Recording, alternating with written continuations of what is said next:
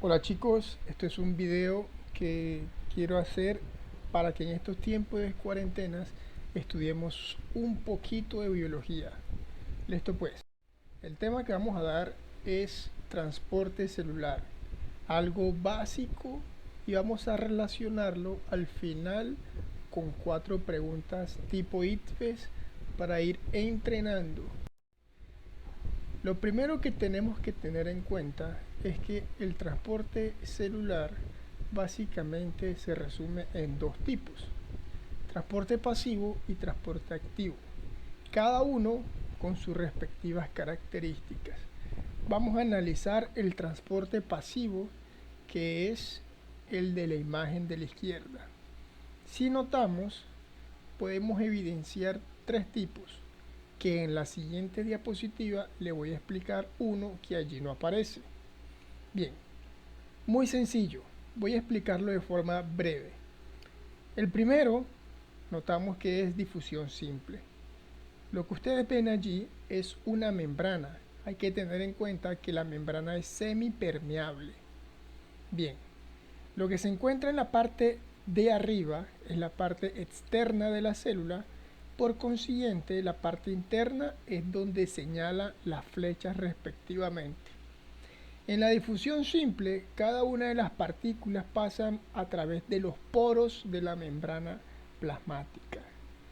Los siguientes tipos, que es la difusión simple a través de canales de proteína y difusión facilitada a través de proteínas transportadoras, se deben básicamente al tamaño de la partícula que va a ingresar.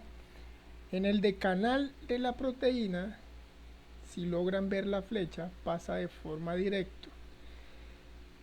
La difusión facilitada, la proteína transportadora se modifica para que la partícula ingrese.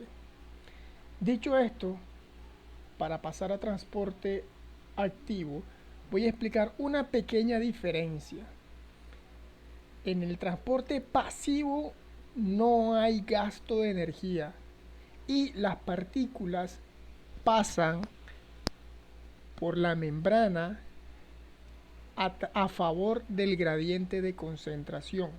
Es decir, de un lugar donde hay mayor cantidad de partículas a un lugar donde hay menor cantidad de partículas. Bien, dicho esto, en el transporte activo va en contra del gradiente de concentración, es decir, de un lugar donde hay menor concentración de partículas a un lugar donde hay mayor concentración de partículas, como lo evidenciamos en la imagen de la derecha. ¿Listo? Teniendo en cuenta eso, vamos a la siguiente diapositiva. Para analizar esta diapositiva, en primer lugar les voy a indicar que cada una de las situaciones reflejadas en la imagen pertenecen a la ósmosis. Listo. Hay desde la izquierda a la derecha: 1. Solución hipotónica, solución isotónica y solución hipertónica. Podemos evidenciar que hay un glóbulo rojo y una célula vegetal. Listo. En la solución hipotónica, y para explicar esto, voy a resaltar que la ósmosis hace referencia al flujo de agua para el transporte celular y busca el equilibrio de la célula con el medio externo y con el medio interno. Dicho esto, una solución hipotónica, la cantidad de partículas que hay fuera de la célula son pocas. Por lo tanto, la concentración del medio externo es poco. Para poder equilibrar esta condición, ingresa agua a la célula. Cuando la cantidad de agua que ingresa a la célula es muy grande, hay una presión hacia la membrana y por ende esta se puede estallar. En una solución isotónica, la concentración del medio externo y del medio interno es igual. Por lo tanto, el flujo de agua que ingresa y que sale mantiene equilibrio a la célula. En una solución hipertónica podemos evidenciar que la célula se encuentra encogida. Por lo tanto, la célula está deshidratada. ¿Por qué ocurre este fenómeno? Muy sencillo. En el medio externo de la célula hay una gran cantidad de partículas, es decir, una alta concentración. Por lo tanto, para que la célula se equilibre, esta lo que hace es sacar o expulsar agua.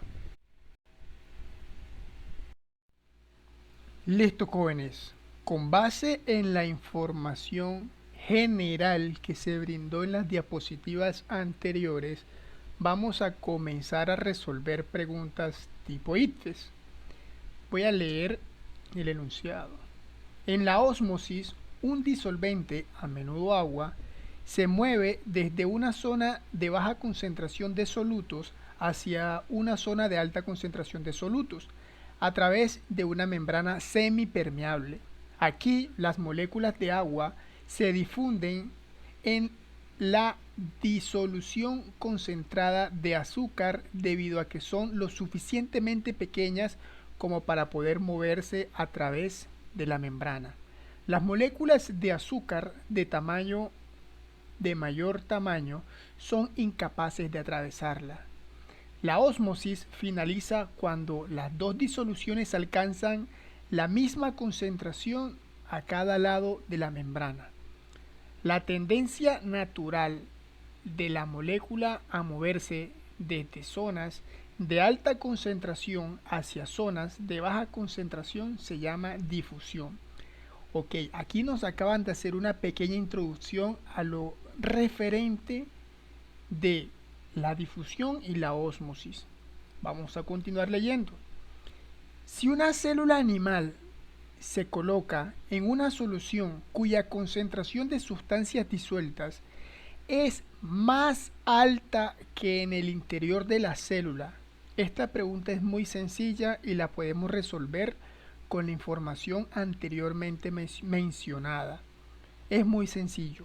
Dice, cuya concentración de sustancias disueltas es más alta que el interior de la célula. ¿Qué quiere decir eso? Que en el medio externo hay una alta concentración, hay una gran cantidad de partículas. ¿Qué pasa cuando este fenómeno se presenta? La célula tiende a deshidratarse. Por lo tanto, la respuesta correcta viene siendo la B. Listo. Siguiente pregunta. La principal diferencia entre la ósmosis y la difusión está en qué.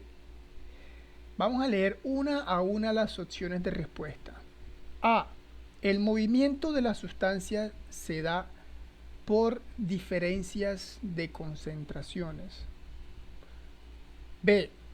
Las sustancias pueden entrar y salir de la célula por cualquiera de estos dos procesos. C.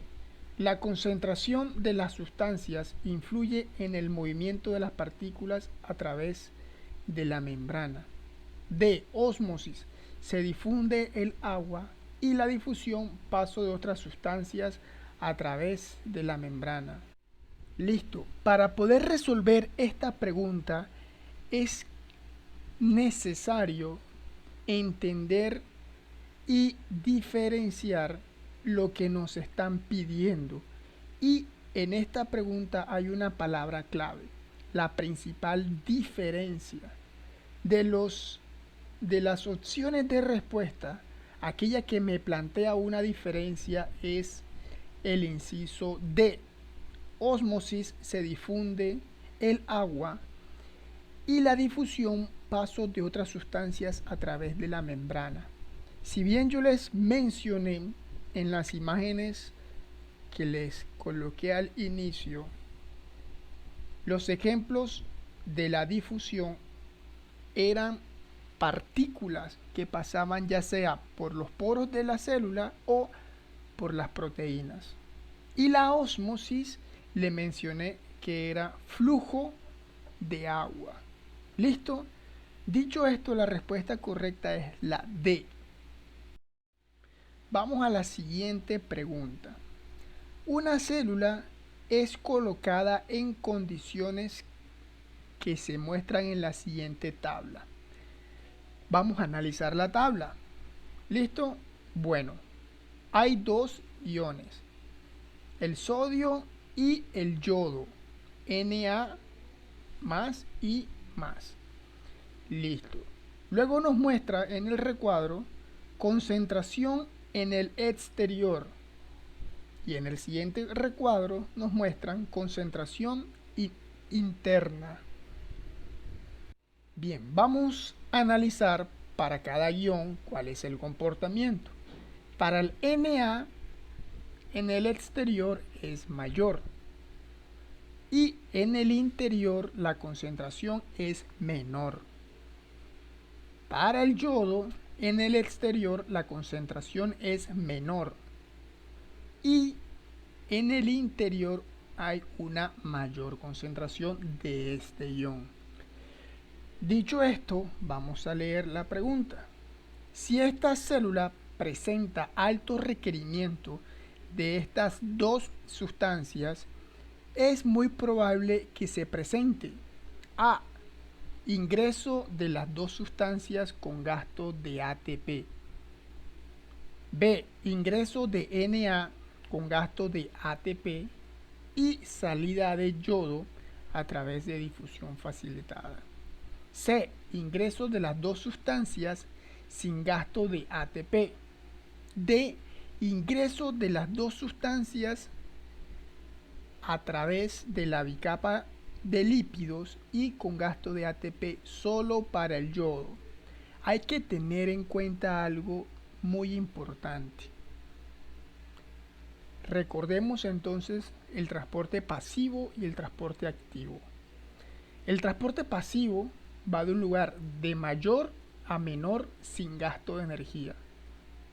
Y el transporte activo va de un lugar donde hay menor concentración a donde hay mayor. Dicho esto, el sodio no va a gastar energía cuando va a entrar a la célula. Y el yodo sí va a gastar energía cuando entra a la célula, y esto lo podemos evidenciar en la tabla que nos muestra. Por lo tanto, la respuesta correcta es la D. Las dos sustancias van a ingresar a través de la bicapa de lípidos, que es la misma membrana plasmática, con gasto de energía solo para el yodo. ¿Listo? Esa es la respuesta correcta. Bien, vamos a resolver esta última pregunta. Los glóbulos rojos son células que hacen parte del tejido sanguíneo.